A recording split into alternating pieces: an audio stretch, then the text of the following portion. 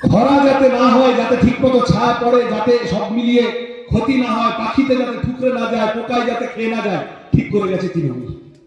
তার ফল হলো আজকে তৃণমূল বিজেপি মিলে এত এত মানুষ বাদ। মমতা ব্যানার্জি দায় এড়াতে পারেন না। এই যে আমার আগে উনি বলছিলেন ওয়াকফ নিয়ে আন্দোলন করতে গেলে দিল্লিতে করো, আমরা বলছি না, আমি কারো নাম করব না। তৃণমূলের নেতাদের নামে অভিযোগ আছে না, ওয়াকফের প্রপার্টি ছেড়ে নিজেদের বাড়ি বানিয়ে দিয়েছে, সব দখল করে বসে আছে, ওয়াকফের সম্পত্তি নিজেরা আছে তো। তাহলে সাধারণ মানুষের পেটে লাথি মারছে। আমি দেখো সহজ করে যা বুঝি, আমাদের তো ঘোরাঘুরি করতে হয়। মুসলমান পাড়া তৃণমূলকে নিয়ে খুব খুশি নয়, মুসলমান পাড়া তৃণমূলকে নিয়ে শান্তিতে নেই। এই যে 100 দিনের কাজের টাকা ঝেড়েছে, সব থেকে বেশি পেটে লাথি পড়েছে গরিব মুসলমান। ঘরের টাকা ঝেড়েছে, ক্ষতি হয়েছে গরিব মুসলমানের। সব থেকে বেশি পরিযায়ী শ্রমিক, অন্য রাজ্যে কাজ করতে চলে যেতে হয়েছে। সে দিনমজুর, জন্মজুর, রেস্টুরেন্টে কাজ করে, রাজমিস্ত্রি, ক্ষেতমজুর কাজ করতে যায়। মালদা, উত্তর দিনাজপুর, মুর্শিদাবাদ থেকে সব থেকে বেশি মুসলমান প্রধান অঞ্চল থেকে। মাদ্রাসাগুলোর কি অবস্থা, হাই মাদ্রাসাগুলোর কি অবস্থা, মাদ্রাসা সার্ভিস কমিশনের কি অবস্থা। এসএসসি টেটটা সামনে আসে, মাদ্রাসা সার্ভিস কমিশনটা সামনে আসে না। কোনো অঙ্কে, কোনো অবস্থায় বামফ্রন্টের সময় শেষের দিকে ওবিসি এ, তাই তো চালু করা হলো। সেই তখন খুব বিতর্ক হলো, সাচার কমিটি ইত্যাদি। বুদ্ধবাবু বললেন যে না, ঠিক আছে, সাধারণ গরিব মুসলমান পরিবার পিছিয়ে পড়া, ঐতিহাসিকভাবে পিছিয়ে পড়া দেখতে হবে, সরকার চালু করে গেল। এখন তৃণমূল আমলে ঘেটে গেছে। তাহলে রুজি রুটির প্রশ্নে, জীবন জীবিকার প্রশ্নে মুসলমান পরিবার, সাধারণ গরিব মুসলমান, আমি ববি হাকিমের কথা বলছি না, সে তৃণমূলকে নিয়ে খুশি নয়। সে চাইছে তৃণমূলকে জোড়া পায়ে লাথি মারতে। মুসলমান পাড়া অপেক্ষা করে আছে, পাঁচিলে বসে আছে। হিন্দু পাড়াটা যদি ভেঙে আসে, তাহলে আমরা আর 1 সেকেন্ডও অপেক্ষা করবো না, তৃণমূলকে ভাঙিয়ে দেবো, তাই তো। তাহলে এখানে যারা আছেন, হিন্দু পাড়ায় যারা কাজ করছেন, তাদের এটা বাড়তি দায়িত্ব। মুসলমান পাড়ার দায়িত্ব ছোট ফুলের হাত থেকে মুসলমানকে বার করে আনা, আর হিন্দু পাড়ার দায়িত্ব বড় ফুলের হাত থেকে হিন্দুকে বার করে আনা। বিজেপি হিন্দুর পার্টি না, বিজেপি হিন্দুর পার্টি না। আচ্ছা, মুসলমান তো খুব খারাপ, আমি বুঝলাম। হিন্দু যারা ভীষণ লাভঝাপ করছে, তাদেরকে দেখা হলে জিজ্ঞাসা করেন, আচ্ছা তুই তো বিরাট বিজেপি হিন্দুদের পার্টি, এই যে রান্নার গ্যাসের দাম 60 টাকা বাড়লো, হিন্দুদের জন্য তো বাড়লো। আমরা সব সিপিএম ছেড়ে দেবো, সাহেবদের সাথে সব দোকানপাট বন্ধ করে চলে যাবো। কোনো একটা পেট্রোল পাম্প আমাকে দেখো, জয় শ্রীরাম বললে 40 টাকায় পেট্রোল ভরিয়ে দেবে, তাহলে কাল থেকে আমরা সবাই বিজেপি হয়ে যাবো। এরকম একটা পেট্রোল পাম্প আছে? একটা পেট্রোল পাম্প পাবে না। তাহলে জিনিসের দাম যখন বাড়ে, এই যে 10-12 হাজার স্কুল বন্ধ হয়েছে, হিন্দু ঘরের ছেলেমেয়ে ক্ষতিগ্রস্ত হচ্ছে, মুসলমান ঘরের ছেলেমেয়ে ক্ষতিগ্রস্ত হচ্ছে। আর বিশেষত ঐতিহাসিকভাবে ধরো বাগদি, বাউরি, বর্ণ হিন্দুরা, ব্রাহ্মণ্যবাদীরা যাদেরকে নিচু জাত বলে, তারা বেশি ক্ষতিগ্রস্ত হয়। যাদেরকে আদিবাসী বলে ডাকা হয়, তারা বেশি ক্ষতিগ্রস্ত হয়। গরিবে গরিবে ঝগড়া লাগিয়ে দেবে বলে ওরা যাদেরকে নিচু জাতের হিন্দু বলে, তাদের সাথে গরিব মুসলমানের ঝগড়া লাগানো খেলা খেলে তৃণমূল আর বিজেপি। ঠিক বলছি? আর আসলে এই দুয়ের মাঝখান থেকে জিওর ফোন কতজন ব্যবহার করো? জিওর সিম ব্যবহার করো তো? হিন্দু মুসলমান নির্বিশেষে সবাই ব্যবহার করো তো জিওর সিম? জিও যখন প্রথম মার্কেটে ছিল, ফ্রিতে দিয়েছিল, মনে আছে? তখন সেই ফ্রি এর বড়ি সবাই মিলে খেয়েছিলাম, আমিও খেয়েছিলাম। এখন আর ফ্রি দিচ্ছে? এখন দাম বাড়াতে বাড়াতে 700 টাকা 800 টাকা করে দিয়েছে না? তাহলে যখন লোকের পেট যখন লুট হয়, যখন পেটে লাথি পড়ে, যখন পকেট কাটে, আমদানি কিন্তু দেখছে না কে হিন্দু কে মুসলমান। কিন্তু রতুয়ার হিন্দু পাড়ায় গরিব যে ছেলেটা সাইকেলের মেকানিক, তাকে গিয়ে বলছে মুসলমানদের তাড়াতে হবে, বিজেপি কর। একদম যে গরিব, যে লোকটা ক্ষেতমজুর মুসলমান পাড়ায়, তাকে গিয়ে বলছে হিন্দুরা বড্ড বাড়াবাড়ি করছে, তৃণমূলে ভোট দে। চুরি করেছি, ডাকাতি করেছি, লুট করেছি, খুন যখন করেছি, যা করেছি, আরজি কর করেছি, 26,000 লোকের চাকরি খেয়ে নিয়েছি, সমস্ত রকম লুটতরাজ করেছি, তাও আমাকে ভোট দেন, নাহলে বিজেপি চলে আসবে। বললেই বলুন ভাই দেখলাম তো তোদের ভোট দিয়ে সরকারি টাকায় মন্দির মসজিদ শুরু হয়ে গেল, বড্ড বেশি ঝগড়াঝাটি শুরু হয়ে গেল। জ্যোতিবাবু বুদ্ধবাবুর সময় এই পরিবেশ ছিল না, এখন এই তালগোল পাঠিয়ে দিলি। মানুষের রাজনীতির মূল স্রোত থেকে রুজি রুটির কথা, জীবন জীবিকার কথা ভাবছে না। এখানে ক্ষেত মজুরের কাজ কতদিন হয় বছরে? আইডিয়া আছে কারো? ক্ষেত মজুরের কাজ কতদিন হয়? 3 মাস হয়? হ্যাঁ, কত হবে? 1 থেকে 1.5 মাস। আচ্ছা তাই ধরছি, ঠিক আছে, আমি কথার কথা 50 দিন ধরছি। তা বছরে 50 দিন ক্ষেত মজুরির কাজ করে সংসার চলবে? তা ক্ষেত মজুরের কাজ নেই, বাকি সময়টা ক্ষেত মজুর কি করবে এই নিয়ে সন্ধ্যেবেলা টিভি চ্যানেলে ঝগড়াঝাটি দেখো, আমরাও কখনো কখনো গিয়ে বসি। তাহলে বছরে 50 দিন কাজ হয় ক্ষেত মজুরের, বাকি সময় ক্ষেত মজুর কি করবে এই নিয়ে একটা দিনও সন্ধ্যাবেলা টিভি চ্যানেলে ঝগড়া হতে দেখো। মমতা ব্যানার্জি মন্দির বানিয়ে দিয়েছে সরকারি টাকায়, দিলীপ ঘোষ তার বউকে নিয়ে সেজে গুজে বেড়াতে যাচ্ছে, 4 দিন ধরে খবর। মদন মিত্র কোন রঙের সানগ্লাস পরলো, অনুব্রত মন্ডল কোথায় কি ডায়লগ মারলো, শুভেন্দু কাকে মেরে দেবো কেটে দেবো বললো, এই নিয়ে খবর। আর মানুষের কাজের কথা, বিড়ি শ্রমিকের কথা, নদী ভাঙনের কথা একদিনও একটা টিভি চ্যানেল সন্ধ্যাবেলা দেখো আলোচনা করতে? কেন করছে না বলতো? কারণ বিধানসভার ভিতরে লাল ঝান্ডা নেই। বিধানসভার ভিতরে জহুর আলম সাহেব গেলে প্রথম দিন চোখে চোখ রেখে বলবে যে অনেক হয়েছে, হিন্দু মুসলমান অনেক, এইসব মন্দির মসজিদ ভারত বাংলাদেশ বিহারি বাঙালি অনেক হয়েছে, এইসব ছাড়ো, রোটি কপড়া মকান কে মুদ্দা কে উপর বাত করো। আগে তুমি বলো আমার যা গরিব কৃষকের ফসলের দাম সেইটা কি হবে?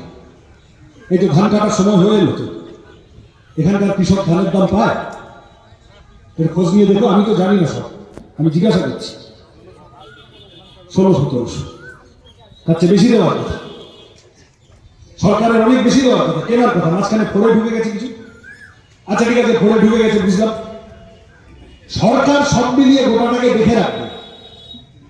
সারের দাম বেড়েছে না, ওই যে কি বলে আমাদের 10-26 ডবল বেড়েছে, ঠিক তো? পেস্টিসাইডের দাম বেড়েছে, কীটনাশকের দাম 3 গুণ বেড়েছে, ওখান থেকে ডবল বলেছে, ওখান থেকে 3 গুণ। ওই দেখো হাতে হয় লাভ হলো তোতে, 100 টাকা বস্তা তো আলু মাঠে ফেলে পুড়িয়ে দেওয়ার সমানটা। তাহলে এই কথাগুলো বিধানসভার ভিতরে বলতে হবে। আর বিধানসভা মানে হচ্ছে পুকুরের মাঝখানটা, পুকুরের সাইডে ঢিল মারলে ঢেউ বেশি দূর ছড়ায় না, পুকুরের মাঝখানে ঢিল মারলে পাহাড় অব্দি চারদিকে ঢেউ চলে যায়, তাই তো? সন্ধ্যাবেলা টিভি চ্যানেলে যদি ওই কথাগুলো রুজি রুটির কথা আমাদেরকে গিয়ে বলতে হয়, তাহলে দুপুরবেলার বিধানসভার সেশনে জহুর আলম সাহেবের একটা জ্বালাময়ী বক্তৃতা করতে হবে, তার জন্য বিধানসভার ভিতরে পাঠাতে হবে।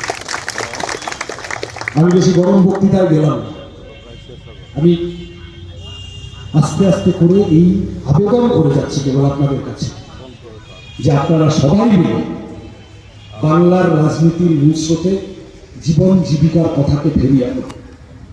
সিপিএম ছেড়ে দাও, তৃণমূল ছেড়ে দাও, কংগ্রেস ছেড়ে দাও, ওসব ছেড়ে দাও। এই যে পেটে লাথি পড়ছে এইটা নিয়ে, এইগুলো নিয়ে টিভিতে আলোচনা হোক, এইগুলো নিয়ে রাজনীতি হোক। ওইগুলো থেকে সরে গেছে বলে এখন রাজনীতির অবস্থা কি, প্রার্থীদের কি অবস্থা হয়েছে দেখেছো এবারে ভোটে?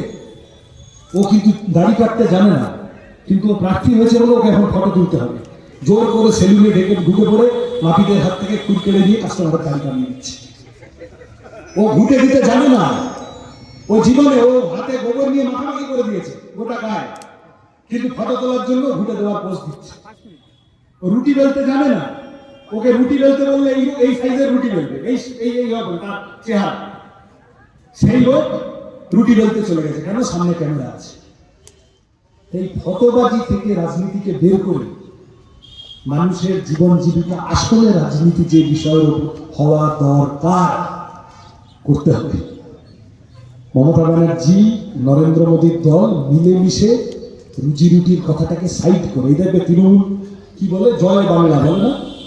হ্যাঁ, আচ্ছা 100 দিনের কাজের টাকা চুরি হয়তো বাঙালিরই পেটে লাথি পড়তো, তাহলে জয় বাংলা, তুই এত বাঙালিকে ভালোবাসিস, এই যে সরকারি স্কুলগুলো বন্ধ হয়ে যাচ্ছে, বাঙালি ঘরের ছেলেপুলে, সে হিন্দু হোক, মুসলমান হোক, খ্রিস্টান হোক, বৌদ্ধ হোক, বাঙালি ঘরের ছেলেপুলেরই তো লেখাপড়া আটে উঠে যাচ্ছে, কলেজগুলোতে ভর্তি হচ্ছে না, সব অন্য রাজ্যে কাজ করতে চলে যাচ্ছে, বাচ্চা বাচ্চা ছেলেমেয়েরা, বাচ্চা মেয়েগুলো সব কম বয়সে বিয়ে হয়ে যাচ্ছে, বাঙালি ঘরেরই তো ক্ষতি হচ্ছে। তো তুই কিসের ওপরে দাঁড়িয়ে এত বাংলা বাংলা করো বাবা তুমি?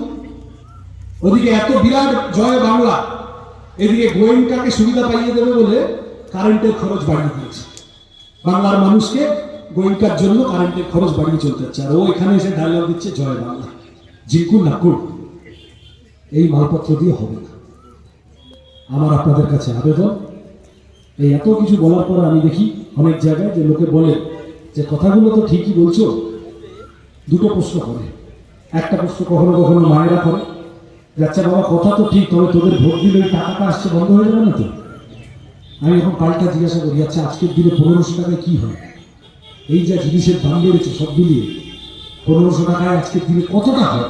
ঠিক তোমার একটুখানি খরচাপাতি বাঁচে, বাড়ির বেটা ছেলের হাতে হাত পাততে হয় না, ওই অর্থ। কিন্তু তাতে কদিন সারা মাস চালাতে পারবে 1500 টাকা নিয়ে? প্রতিটা সামাজিক সুরক্ষা প্রকল্প, সে মায়েদের হোক, সে বোনেদের হোক, সে বেকার যুবক যুবতী ভাইদের হোক, অন্তত 4-5 হাজার টাকা করে দেওয়া উচিত।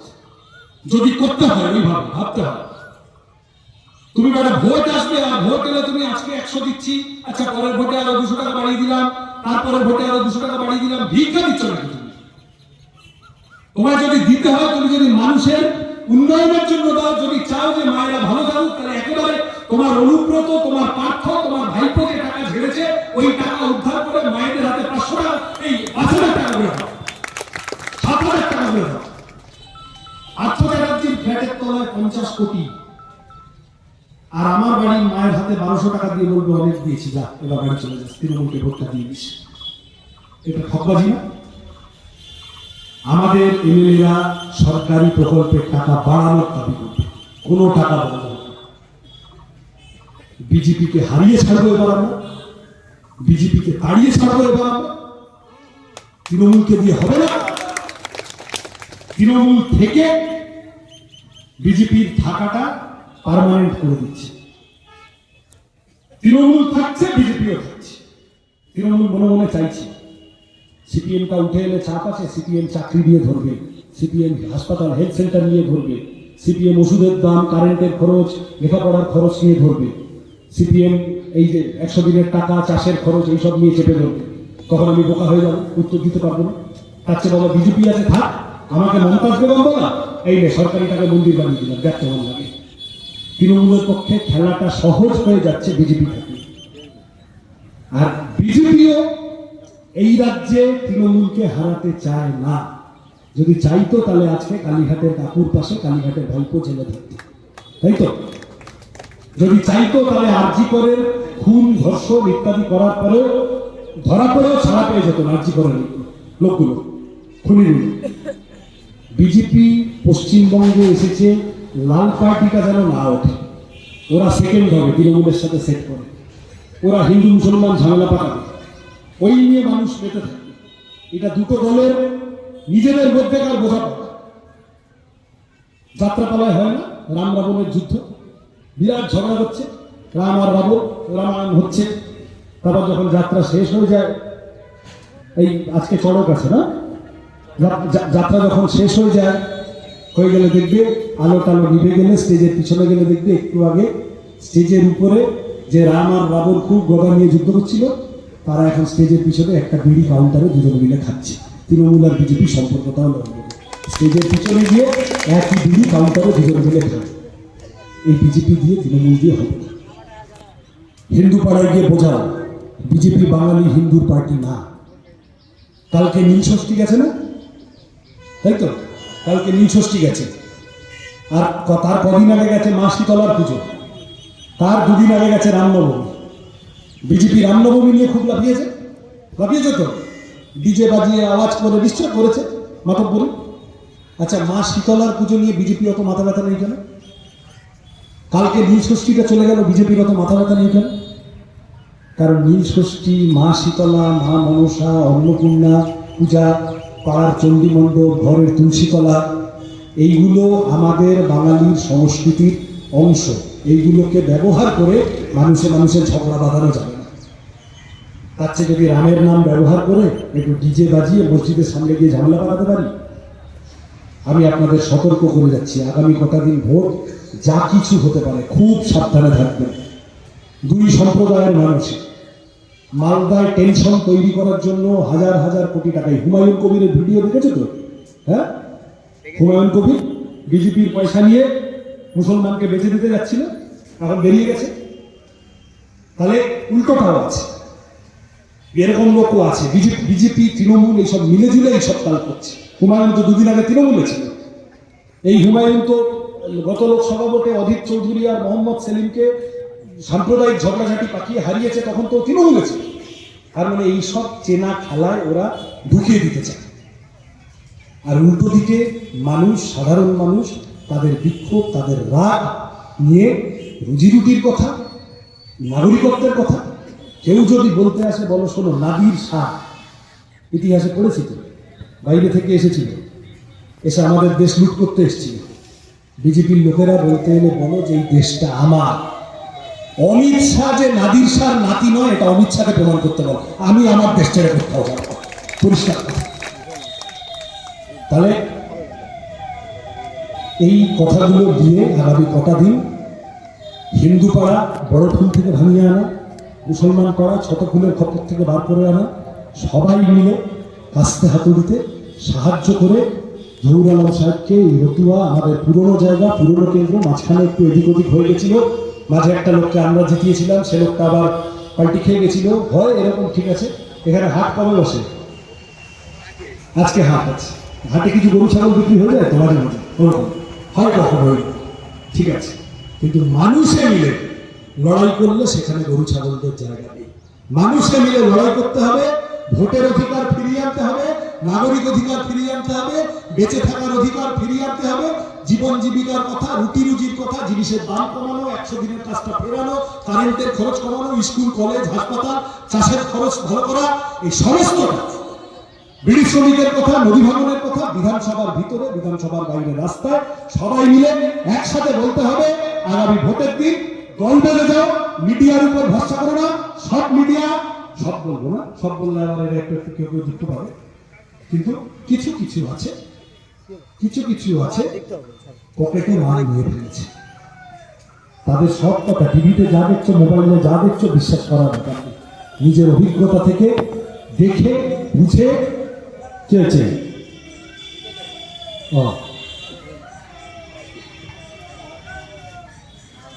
নিজেদের অভিজ্ঞতা থেকে দেখে বুঝে কাস্তে হাতুড়ি তারা সবাই মিলে রতুয়া আমরা জিতবো তো?